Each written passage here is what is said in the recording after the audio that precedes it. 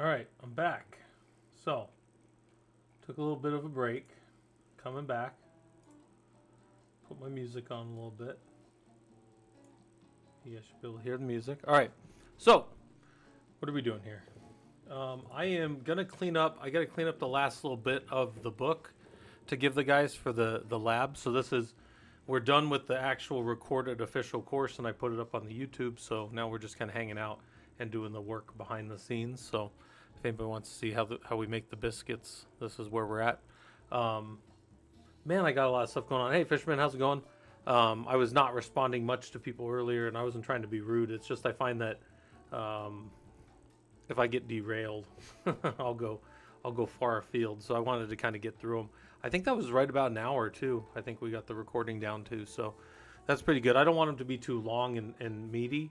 I want the people that are gonna dig in to spend time and dig in, and then the people that just want to kind of hang out and do Linux with us. I don't want them to feel like it's a. Obviously, those are courses, so it's gonna feel like a course, but. Yeah, I kind of ignore people a little bit during that, so that's fair. But Fisherman, yeah, we're just kind of hanging out. I was going to show you guys some stuff. I thought some of you guys might want to see some fun things that are coming up. Fisherman, if you're around, especially, you might want to hear about this. We've got events coming up, but the event that I just posted the other day, when I was up in Montana, I was talking to my buddy James, and he just recently, he's been doing IT for quite some time now, and he just moved over into an IT director of optimization position, and he's been doing IT for kind of like a radiological and reading company, and they do a lot with AI to make the readings faster. So somebody's got broken ribs or lesions or something in their lungs or whatever, and they take a thoracic thing. They've got AI that can do a lot of that. A person still has to look at it. A person still has to validate it from reading it as a doctor, but he's working in that space, and he's using AI in a couple of different ways that he was telling me about this weekend. I said, well, why don't you come talk to the group and tell them? And he's like, I don't know how much they'd want to hear from me. And I was like, look, man, they want to talk to anybody that's in the field doing this stuff. So he's going to come and he's going to talk about his kind of career path and what it took to kind of get where he is, and then he's going to talk about using AI to improve the speed of care. He's got. Actually, he was telling me 2 different functions that they're doing with AI in his company that are production ready now. And he was talking about, what they could buy and what they could build and some of that kind of stuff, because those are all things that we think about as engineers, right? Like we may not be the ones making the final decision, but we absolutely have input to the process, because the company's going to ask us, can we do it?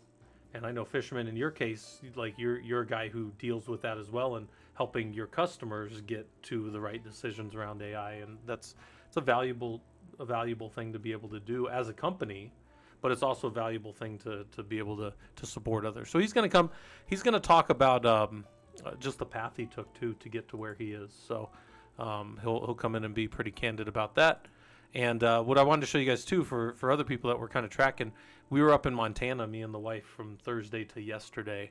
We actually crossed the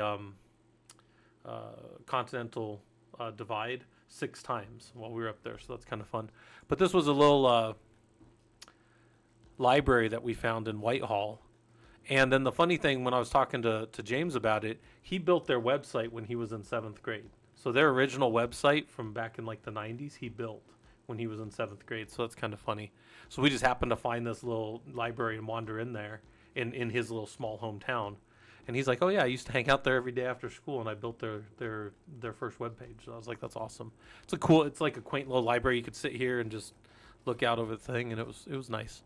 And then I think I have a bunch of other, I don't know where I put everything else. I was looking for it earlier. I thought I put it in off topic, but I could be wrong. I don't know. I think there's been a lot of off-topic stuff, so I may have missed it, but I don't remember where I put it all. So I thought I had it in here somewhere, but I was going to show you guys the stuff that I was doing this weekend. That was the weekend before. Yeah. I don't know where I put. Oh, did I put it in general? Yeah. So this was me and the wife wandering around, going to. We had a few different things going on. Did I not post anything else? Oh man, I'm gonna have to show you guys us down. We were down, and I didn't want to put it in sports and outdoors because we were 100 feet underground. So we went down in a mine, me and the wife. Man, I don't know about working in a mine, man. But I mean, like I was fine under there, but I was just like, I wouldn't want to work out down. I wouldn't want to work down there for 12 hours a day or whatever. No, this was us at the this was the American Computer and Robotics Museum. So we went and checked that out because we were on Montana State University, and they had some pretty cool stuff going in there. Steve Wozniak, kind of early Apple type stuff going on. They had, this was yeah, just birthing the personal computer. And then to the left of this, I don't know if I definitely captured a picture of it, but I don't know if I updated it and posted it for you guys. But there was, yeah, this was the 1 million transistors. 10-foot display contains 1 million transistors. So that's kind of fun. So they had that in there. And then they had some interesting stuff. This is like this hard disk that had 8 megabyte hard disks. And they compared it to something from 2011 that was a 1 terabyte drive, which is kind of funny now because this size drive nowadays in 2025, I can get a 26 terabyte one of these, right? But back then that was about the best you can get, was a 1 terabyte in 2011. And we used to have these big spinning platters at Lockheed Martin, and you'd have to balance them. Yeah. The Fisherman, this was a cool little, it was the robotics too, but I told the wife, I was like, I don't really, like they had a whole sci-fi wing of like future stuff, and I'm like, not really. That's fun for like fantasy stuff, but I don't want to see it in a museum. Like I want to see stuff that was in a museum or stuff that is, not like the prediction of people and like fantasy robots that are going like this. That wasn't interesting to me. I told her I wasn't really interested in any of that stuff. But this was fun. So you guys, some of you know I'm like a classically trained signal engineer and network engineer. So when I see stuff like this, homemade walkie-talkies from 1948, it's fun. And it's interesting to me too because like you might think, oh, that's really far back. No, that's 30 years in to like we had people. It was like 1918 when they were first trying. Who was it? Was it MCI? Somebody was trying to put radios connected to Ma Bell's phone lines back then, and they got twisted up in court for like 30 or 40 years. But they were trying to put Wi-Fi to cross a river, and we may have had massive advancements in Wi-Fi technologies if they had been allowed to do that in like the 1918 area, like in like World War I time frame. We had, I mean, obviously we had radio signals back then, but what I'm saying is we could have been really, it would have been massively quickly produced if it had been introduced to the phone companies early on. But we didn't. Ma Bell was a problem for a lot of technology. And then we just had stuff like this that I thought was fun, you know, being a signal guy. And then the binary alphabet for sure. Interesting for people who care about that kind of stuff. So here's Bozeman. 7 bytes, 56 bits. That's kind of a fun one since they were in Bozeman. And they had some stuff. This was a UNIVAC magnetic core memory board from 1962. Pretty interesting little guys. Leave that up for some of you if you want to read it.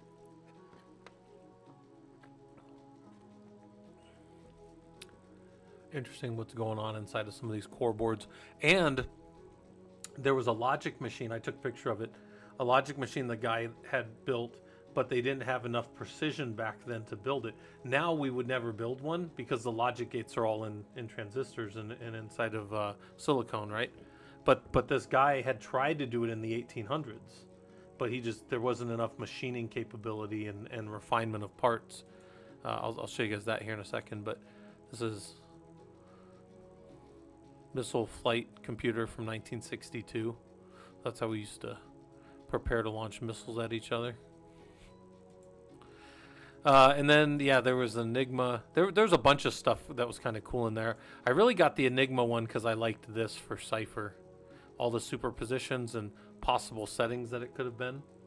And then they were talking about one of the ways that they cracked it was because of sloppiness and reusability of certain parts of messages. So certain messages would come in every day that were like weather reports, and people were just copying and pasting essentially from the day before.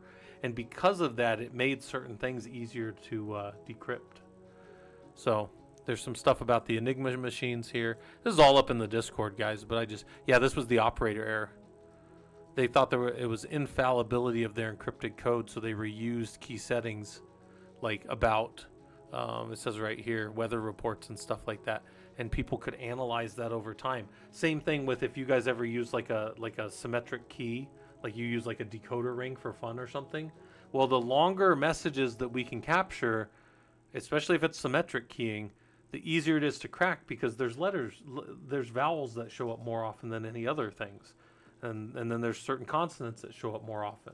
And there's certain ones that show up next to each other more often.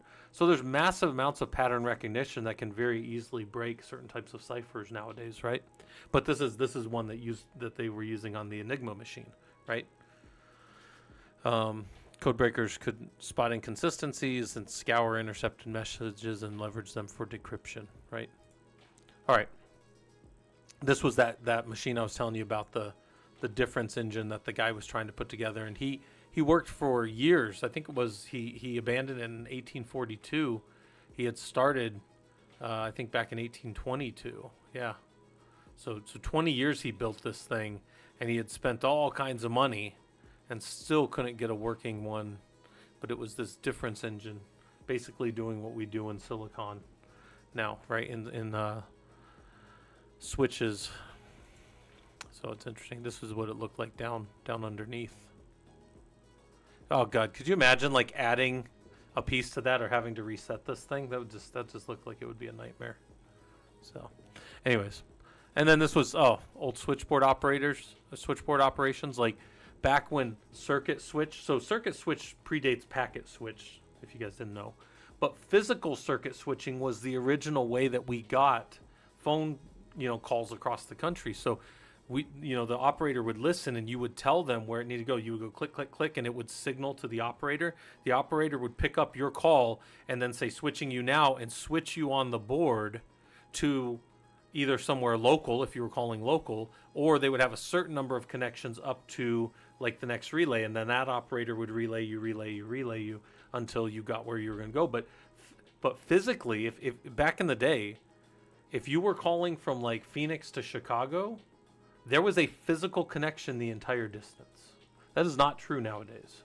There does not have to be a physical connection all the way. Now, yeah, granted, physically there is, the packets are going, if they're staying electronic the whole way and not going over free space or something. But where I'm going with that is the logic of the circuit can be created only as needed within a packet switch network inside of the switches, right? You don't need to physically plug in each time like you used to have to, right? There wasn't your connection to all other connections all the time. Nowadays it's virtual only as needed to do the next hop. So anyways, that's interesting to me because again, classically trained telecom. So when I went to DeVry, I got a network communications bachelor's, right? Bachelor's of Science in Network Communications, but I was at the end of what they used to call the telecommunications, TQM or TCM, telecommunications, whatever that degree was called back then. But I was on the end of it. I was NCM, which was Network Communication Management. Maybe it was Telecom Management or something. So I did learn a lot of, not that exactly, but PBX systems, and that's the underpinnings of it. I just took pictures of things that I thought were interesting, older codes. Most of you guys are familiar with these Roman numerals. And then they had a replica of like a Gutenberg press. If you guys aren't familiar with typeface. And then I told my wife, I didn't take the picture. I didn't post the picture. But just to the right of this, there was like the whole process of setting stuff up. And I was looking for the word kerning. Does everybody here know what kerning is? You could look it up pretty easily if you wanted to. Kerning is the process of typesetting, and when you have a kerning error, it's like the typeface is too close or like too far, or it just looks like crap, right? That's a kerning error. The letters are running up into each other. That's a kerning error. And one of my favorite little Reddit forums is Kemming. It's /r Kemming, and it's because an R and an N, if they were kerned together, would look like an M, so that's why it's R kemming is kerning errors, and I think that's clever. I think that's real funny. But anyways, that's a Gutenberg press if you guys have never seen it. And then we weren't supposed to touch them, but yeah, it was fun. And when I took some other close-up pictures of an old Apple operation thing, and then it was funny because there were Macs in there that the wife was like, I don't know why that's interesting. Heidi has that at her desk. So at my wife's work, there's a woman named Heidi that works in the help desk with her, and she has like she basically has this old little display of old Macs and things that she's gotten from the schools over the last X amount of years that she's worked there, and she has a lot of stuff like this as well. So the wife was like, why would I want to go see all this? I can see it at my, the desk over from mine. So then we went over to a different museum, which was the Museum of the Rockies. And this one, we weren't as interested in this one because we were hoping it was going to be more about like the Rockies and not about dinosaurs and stuff. So, oh, and they had a big old, if you guys all know who Jane Goodall is, they had a whole wing dedicated to her. So the wife was like, didn't she just die like 3 days ago? And I go, yeah. And she goes, did they have time to set this all up? And I'm like, they must have already had it here. I can't imagine they set all the stuff. I mean, it was literally a whole wing of this museum for Jane Goodall, Dr. Jane Goodall, if you know who that is. But anyways, then they had a bunch of dinosaur stuff, which was, sure, dinosaurs fun. But then they had like stuff that had been going on when the Rockies were being developed and mined and stuff like that. And I really thought this was fun because I was like, that is a bumper that is physically and literally a bumper. Like that looks like something I would use if I had two, like if you've ever seen like train cars as they come together and then the coupling catches, the coupling catches like this. They actually have bumpers on them that are designed to bump into each other. And I was looking at this and I'm like, this actually looks like what I would expect if somebody told me, hey, I've got a bumper on the front of my car. I expect when I go to a light to bump into the car in front of me. That's exactly what I would think you'd put on the front of your car. So that's why I took a picture of that, because I thought that was funny. I'm like, this looks like, hey, we go to lights and we just crash into each other. That's what this looks like to me.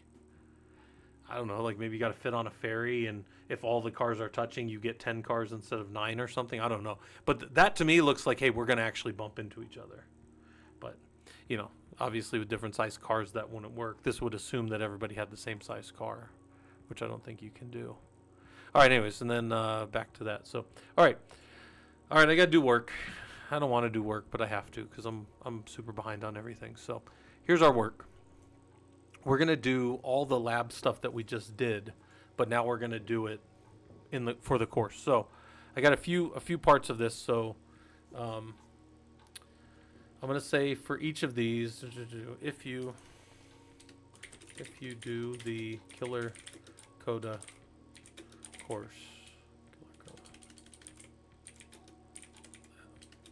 to above, Killer Coda tab 2, just answer these questions.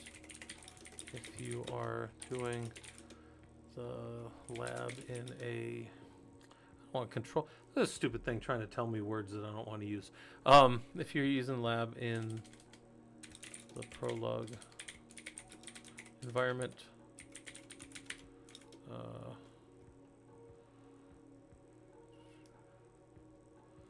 find the scripts in labs unit 2. All right, there we go. And that'll be the start of this. Now, I do have to go put all those scripts up there because they're not up there yet. So the easiest way for me to do that is probably this. This is probably the easiest way to do that. If I had to kind of guess here. Really? All right. Probably the easiest way to do this would be to come to Unit 2 here and grab all the assets here. Can I open that as a location?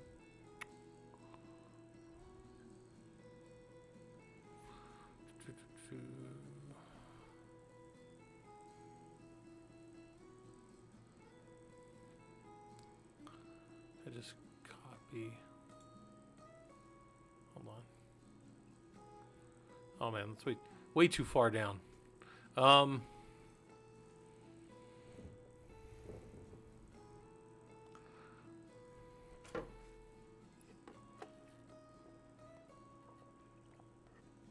Let's do it.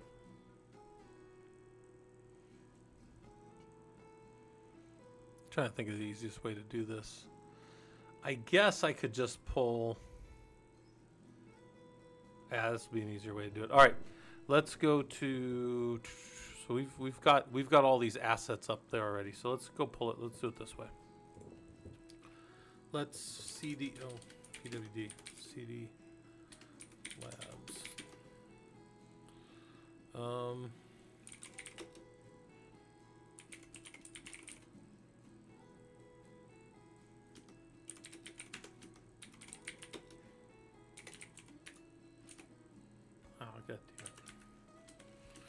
Unit 1, and then let's do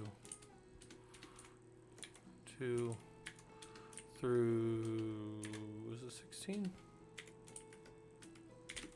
Yeah, there we go. All right, CD2 unit 2 get poll. I don't know where it is. Here, go find it. You guys will find that's true most of the time for me. I have no idea where anything is. All right, let's just pull this down. We're going to pull the whole thing and then just pull out what we need. So ProLUG Labs, code,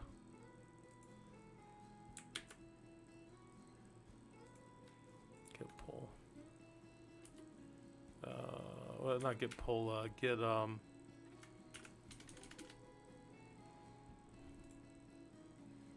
where's that guy at?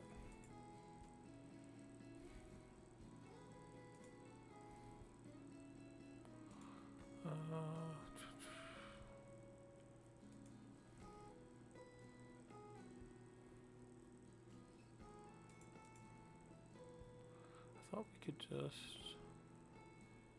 clone. I've done this in a while.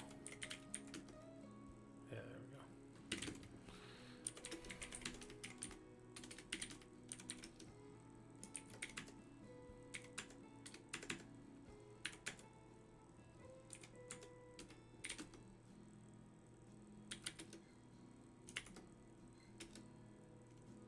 Oh, let's see where we're at. So we move everything from here. Yeah, everything up, up, up, up. There. Yep.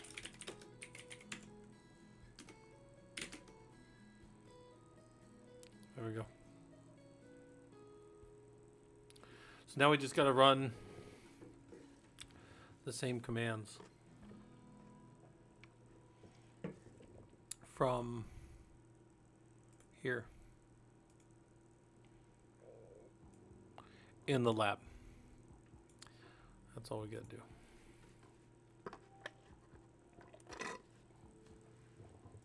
I may need to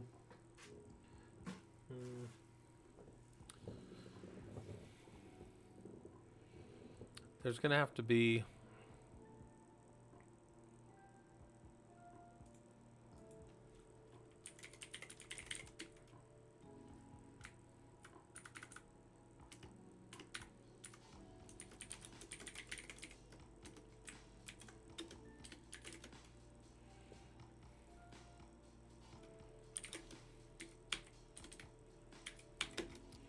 copy-r lab automation unit 2.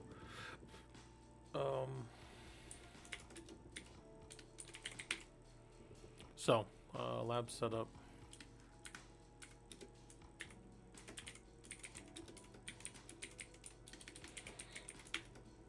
In the ProLUG lab only. Go like auto 5, which I know nobody's in. I would do copy-r labs automation unit, unit 2 that we just made everything into root. And then in here I would have it, and then we could do chmod 755 anything.sh and chmod anything.py. Yep.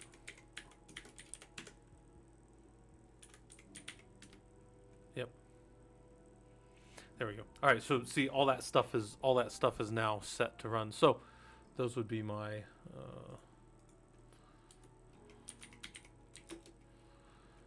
So what did I say? 755 anything.sh and chmod 755 anything.py. Now you might notice I didn't do the YAML, but we don't have to do the YAML because that'll run just from the Ansible playbooks. All right. So if we got that part done, then all we got to do is go along and write up the extra stuff for people to do or think about, right? So now in the bash executions, these are the things that you would do.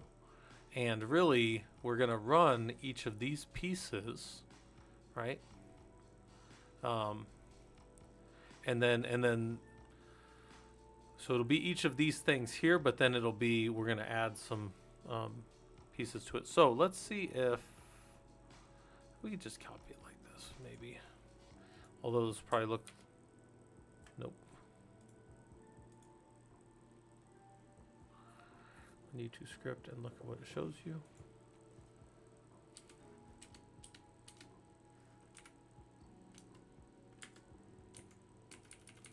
What are you shown?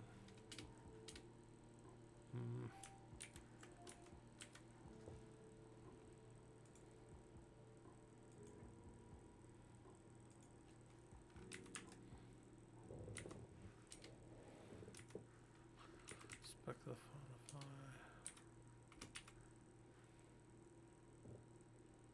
Okay.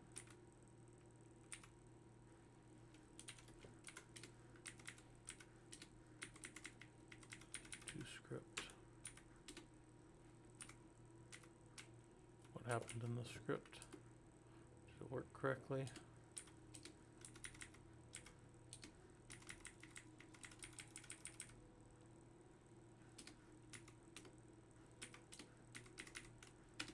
Okay.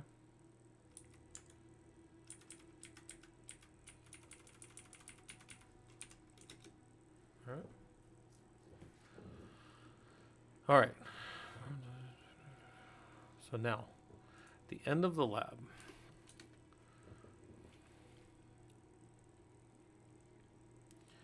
we want to think of, all right, not really end of the lab, but the end of that stuff that we just did. We need to think about what we're going to do from there. So run that. So all of those things are, run that script. Cat that. All right.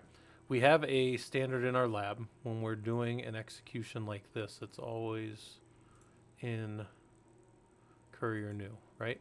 So now we can come here. We can hit Control Y all the way down. This is going to be, nope, back one. And then we're going to switch this to Courier New. Okay.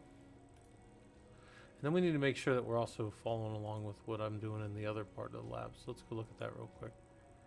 So we are verifying, verify your version of Ansible. All right, so we did do it like that. So run the script, see what it shows you. So we're going to call this A, B, what are you shown? A. There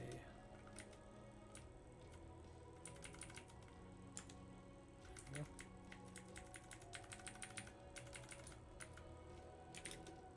Okay.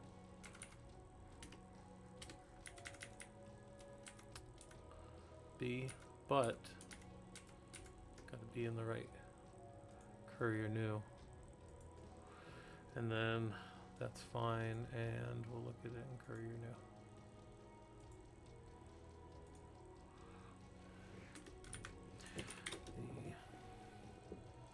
All right, so now I need to think of what we would put here, which is as you're executing these.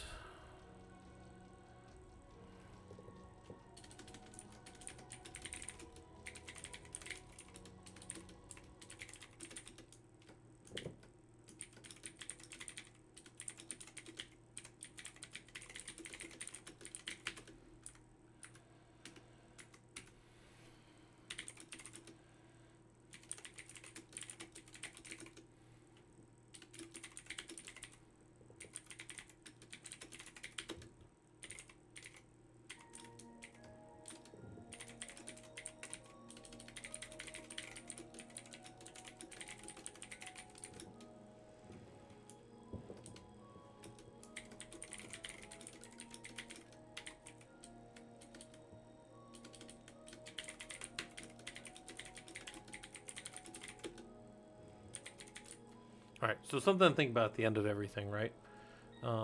And this is going to be kind of like a block at the end of each of them then, right? As we kind of do each of these parts. All right. So then we got to do the Python one now. Oh, and we're going to have to test it, but that's fine. We test things as we go anyway. So we go on to the next one. We've already done the lab. And now we're going to do the Python one, which looks like this.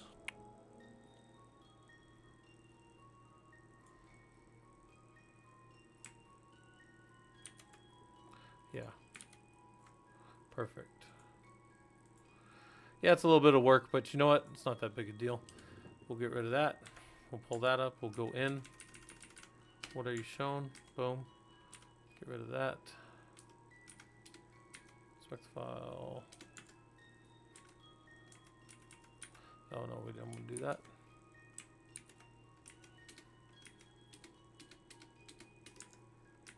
Boom.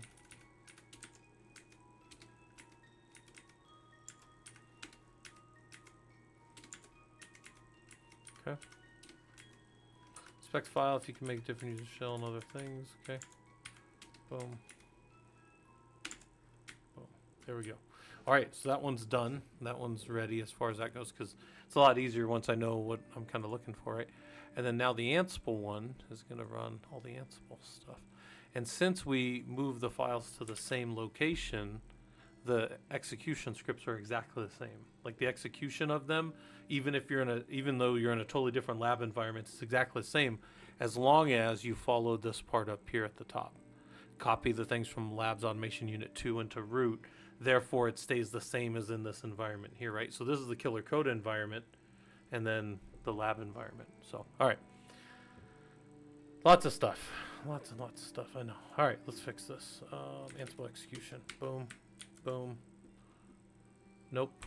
Control Z. 1. Paste. Don't look like crap. Look like that. There we go. And then we say boom, boom, boom, boom, boom.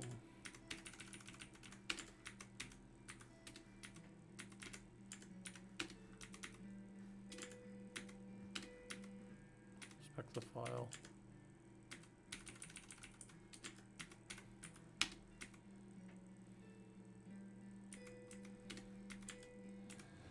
Okay.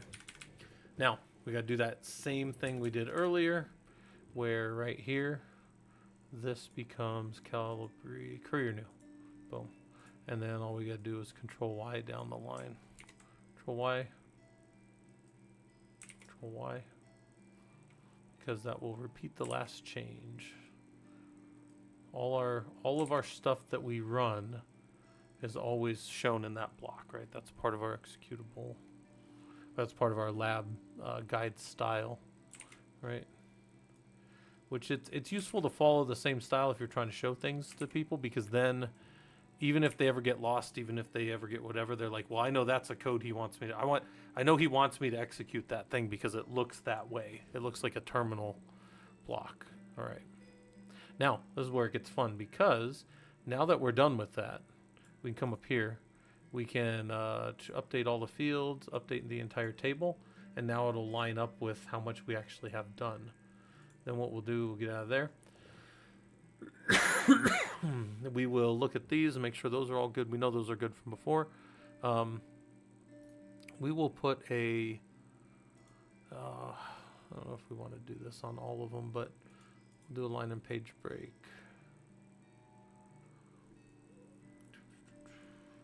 Page break 4. Boom. Now we got to re-update our tab. And then all we got to do is go run. We just got to make sure all the commands work. That's it. So, whoops. Update table. Update entire table. Boom. All right. 2, 4, 7. Okay. Now we go check it all works. So come to here. Interacting with the operating system. Get this out of the way. We're on auto 5, and we just got to make sure everything works. Now, I've already brought them in here, so I don't have to change any of this.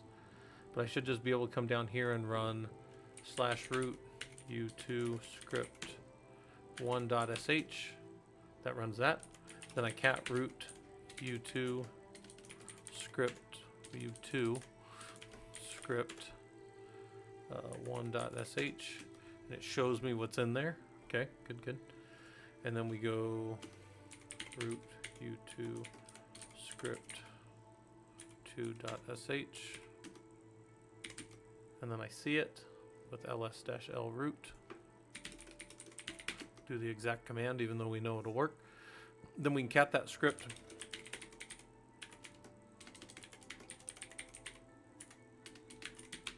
Boom. All right, there's our script. Then we go do the same thing for root u2 script 1.py. That did what we expected. Then we cat root u2 script 1.py. Boom. That worked as we expected.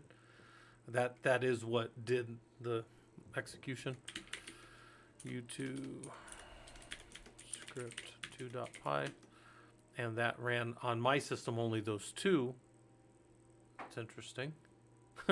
That's actually really interesting to me.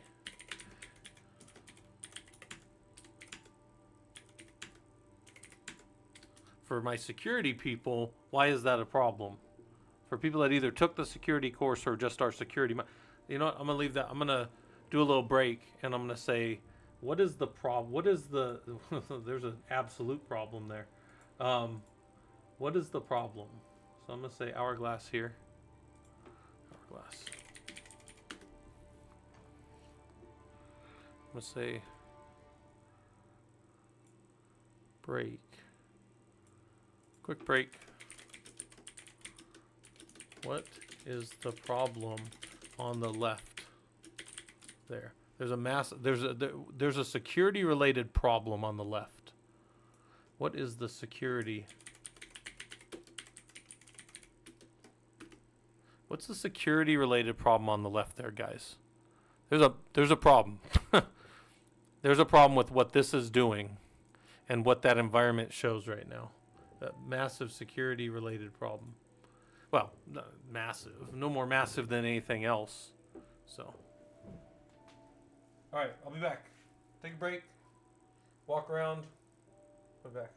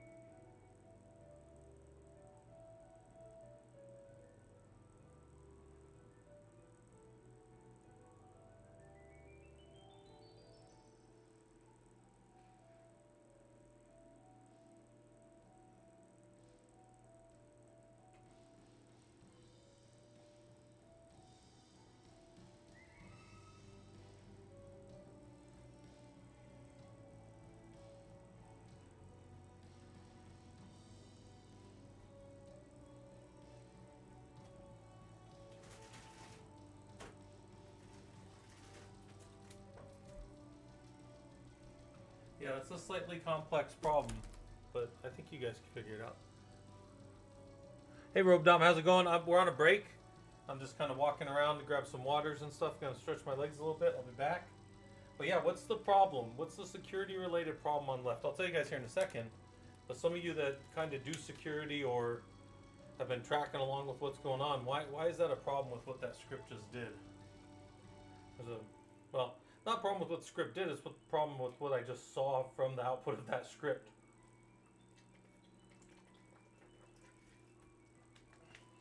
Not a major problem in a home lab, but it is a major problem. It would be a major security violation in company.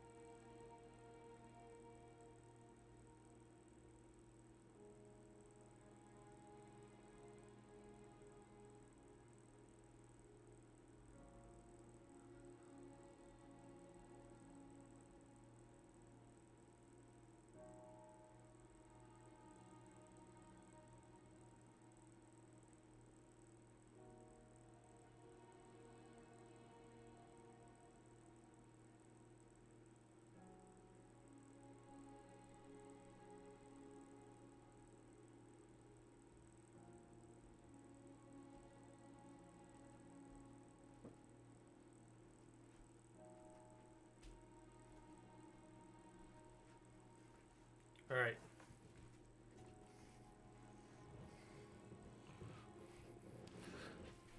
It's actually close, Mr. Muddy Pants. That is what you said is correct, though. But that is not what I was looking for. What I was looking for, I'll show you guys here. You're on the right track. But for me, being able to get a shell as root isn't. Some organizations that is a killer, especially in prod. But this is a service account right here. Node exporter should not be able to log in. So, like, why is my node exporter that literally just runs node exporter as a web page have the ability to log in my environment? That's bad. Now, in a home lab, who cares, right? But I will point that out here. I'll move that down a little bit. I'll say if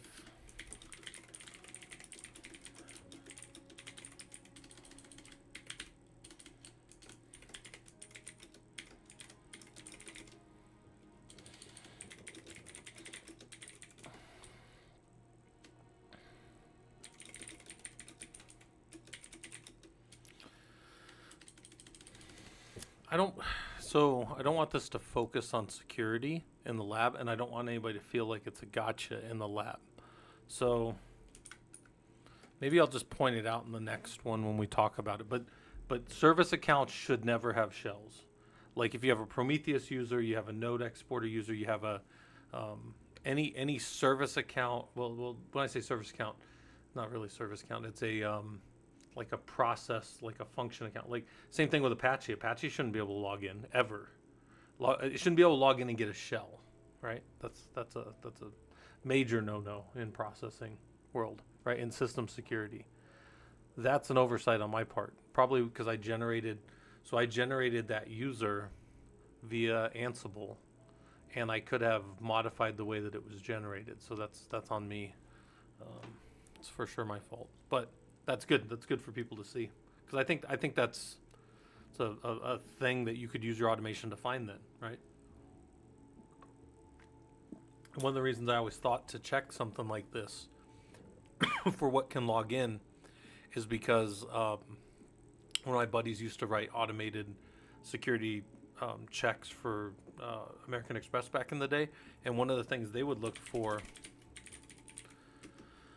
is in this file, they would look for the 0 to 199, and if they could log in, the 200 to 999, which is your service accounts, right?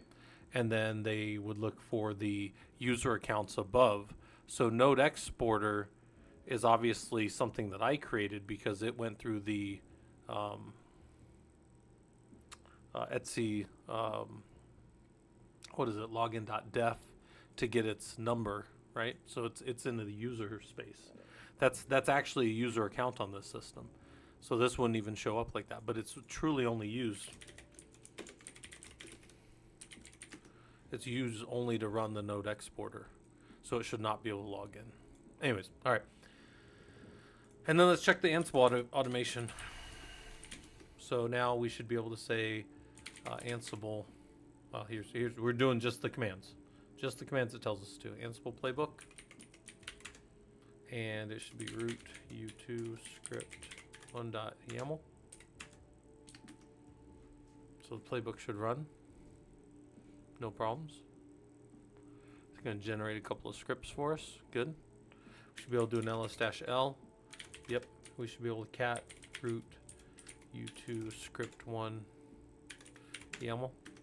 We should see that. Okay, that looks right. Then we should be able to do the other playbook, which is root2 script 2.yaml. It's going to generate the other ones. And then ls-l. We see that it generated these new generated scripts, which again, that bugs me a little bit, but not enough to go fix it right now. And then I say, can you modify it or change it so it works? Okay. So that's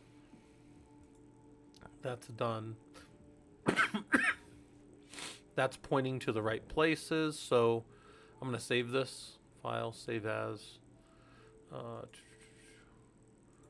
.pdf. We're going to overwrite the PDF that's there. And then we're actually going to drop this into the, let's go Linux automation course. Here's the course syllabus, copy. And then the guys actually run the writer's room for me, if you don't know. The writer's room is a bunch of guys. So anybody can contribute, anybody that wants to. This is updated in labs 1 and 2 for I already gave the worksheet, I believe. And the worksheet is not actually changed. Yeah. So the automation worksheet's there. And then now, let's update for labs 1 and 2. And then I will let them know if I've told the guys I'll let them know if I modify any different section since I'm going the same thing. Crash System said, when will I be going over BGP communities and how to use them proactively? Yeah, actually, my networking, I never went much further in networking than CCNA. I was a network engineer for a school district. I did all the internal routing protocols. I never really dug much into the further stuff. Some of you guys know I got after, so this was early 2003, or when I got out of the Army at the end of 2003, and I got into the school district.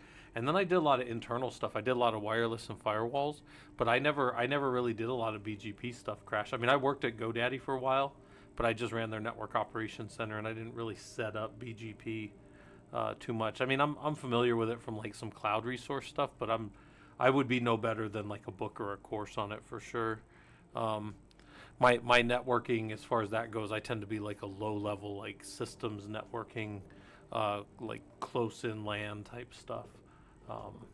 So I'm less useful on BGP type and further concepts of like WAN type stuff. I never got too much into it. So so that's it. Look, that's all done as far as now we just do whatever we want.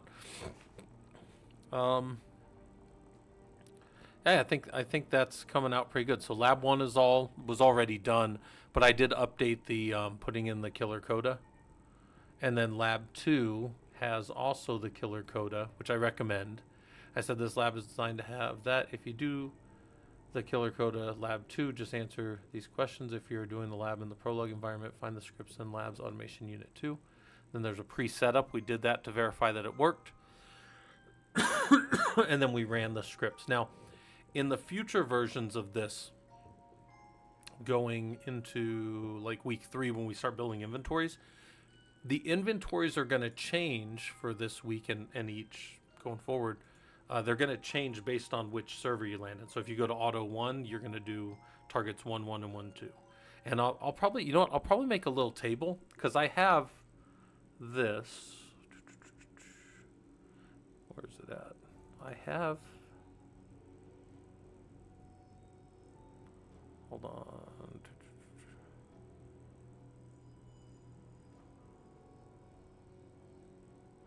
That's the lab book and the automation course. Oh, hold on. All right, we gotta go back in the automation course. There is a lab guide that I put together, right? That's not it. Hold on. Go to this lab guide. So this is the lab guide here, and the lab guide has the kind of the mapping for the targets.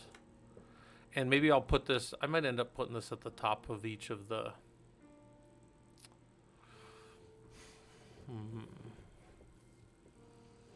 Because I could pretty easily turn that into a table. Just make it a table. And you might say, why in the lab environment did you give them passwords? Because I wanted people to see how to connect via a service account, and then use that to log in with a tool, which we're going to start doing in week 3. In week 3, we're going to start hitting more than just one box.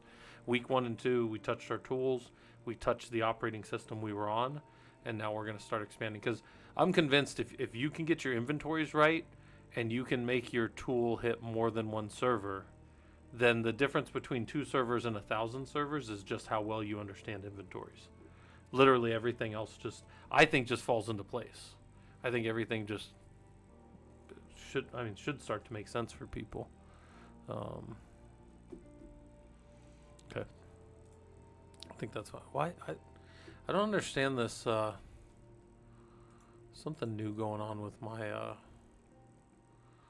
productivity stuff since I came back from vacation. So we also need to make sure cron tab -L. We have the lab shares backup is happening every night. But I'm going to make sure that it backs up now. And then we're going to cat it real quick because I don't remember where it backs up to. But it should be going to var log. Where is that going? Into backup.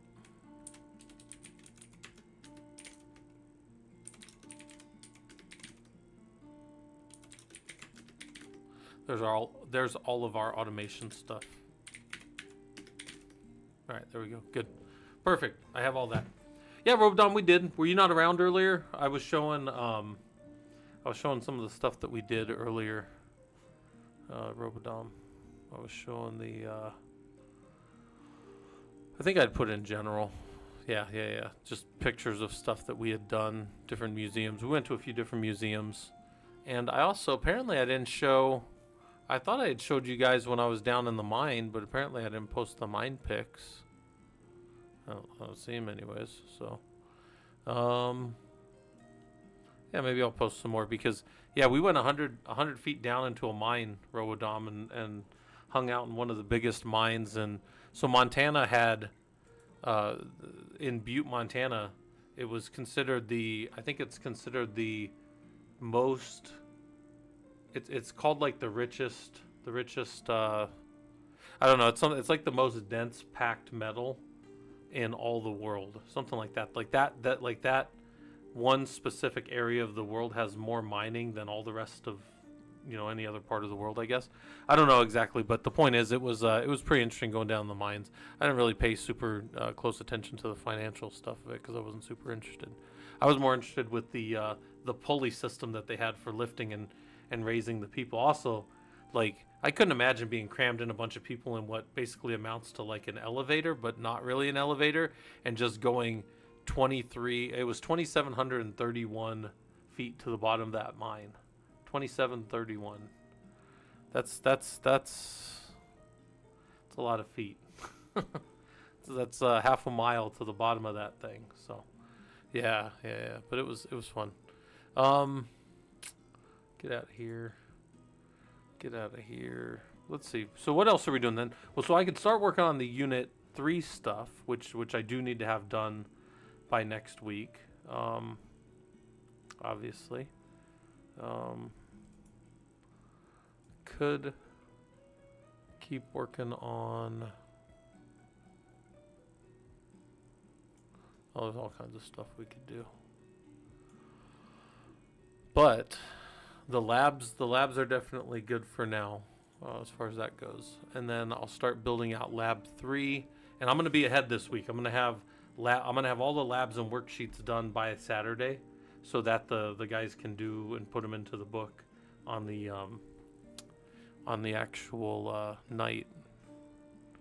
Not the actual night, but by the time we meet this weekend. So we are meeting this weekend for people that want to do either of the courses. So we're in week 3 of the security engineering, and we are in week 3 of the automation engineering. Now, security engineering only goes to week 10. It's already been done. You can go watch them all. Automation engineering goes to week 16, and it is not all written.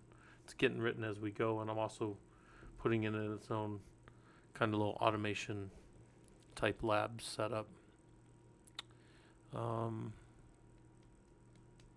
What else do we got?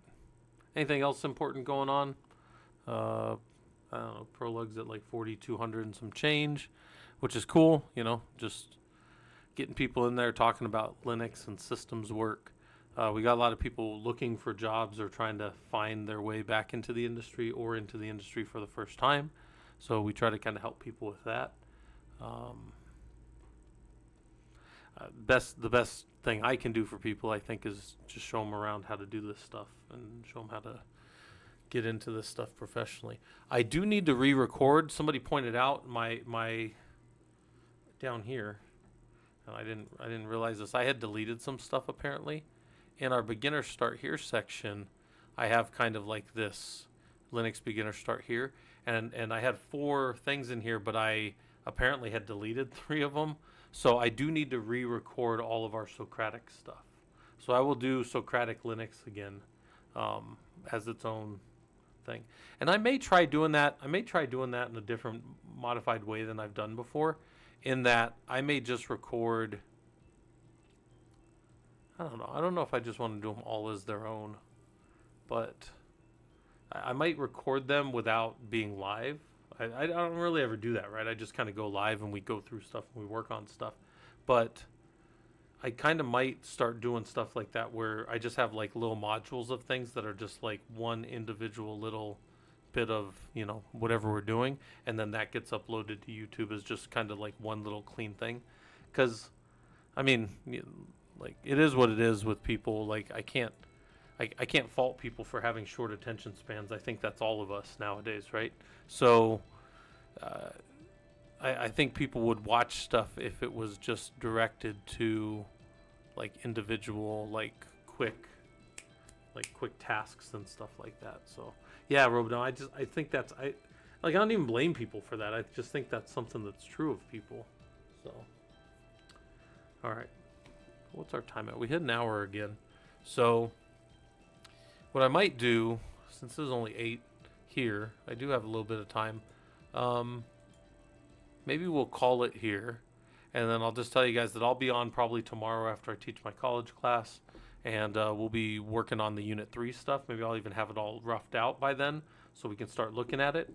Yeah, Robodon, people are definitely into shorts, man, and I don't have the humor to do individual stuff. Like Like, it's funny, when I was younger, when I was a kid, I thought I was like the class clown, but turns out not that funny. Pretty good at technical stuff, but not that funny. So, but Robodom, to that point, you know, it's actually funny you mentioned that. I do want to, I need to actually like officially pin this as like a bounty in one of our channels and just be like, look. And actually, I just saw a thing today. I was watching on Twitch earlier. I was working and I saw a thing that showed like, if your clip goes viral of somebody, you get awards now on Twitch. So if you clip something of somebody and then you're the name that got the clip and it gets like 100,000 views, they had a whole bunch of different tiers of it. You get a little cool little award. But what I want to do for like people that are part of our community and people that hang out in here, if I have a clip or something, like if you guys clip me, which you can do like exclamation mark. Actually, I don't have that on right now. Hold on. Streamer bot. But if I have StreamerBot on, you guys do like an exclamation mark clip, it'll clip that thing. It'll do it for you. And I want to do something where, because I'll have, it'll keep track for me of who did it. And I'd be able to say, well, hey, this person, let's see, hold on. Cues. Like I would be able to see here, action history.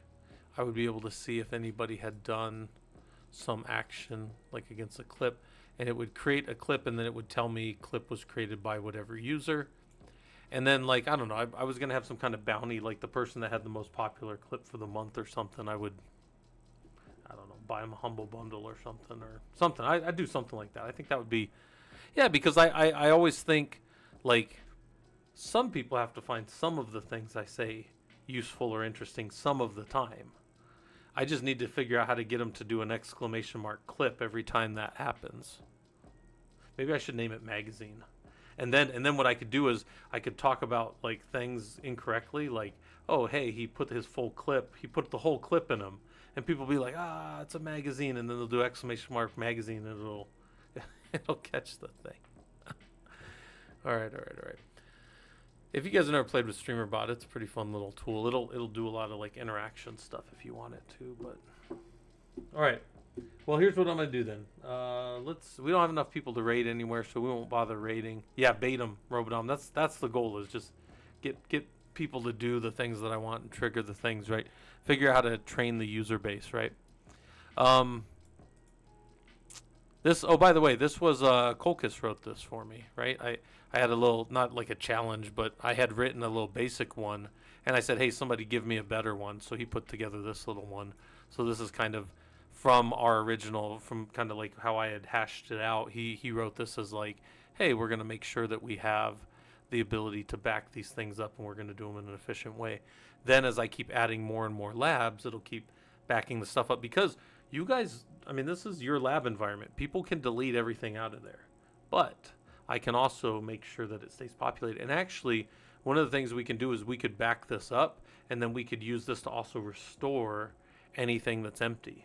So we could use that every day to clean the environment back to clean.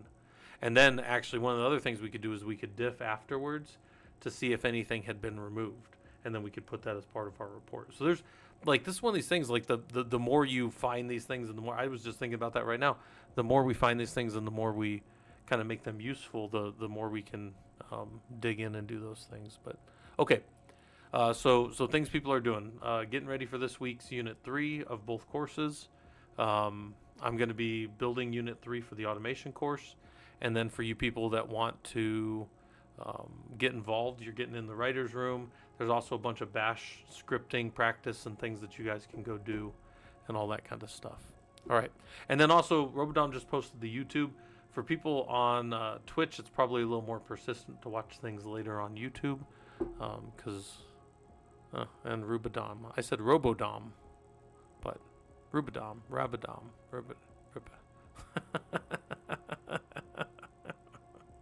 All right, guys, I'm getting loopy over here. I will see some of you guys later on this week, probably tomorrow night, and thanks for coming by. Take care.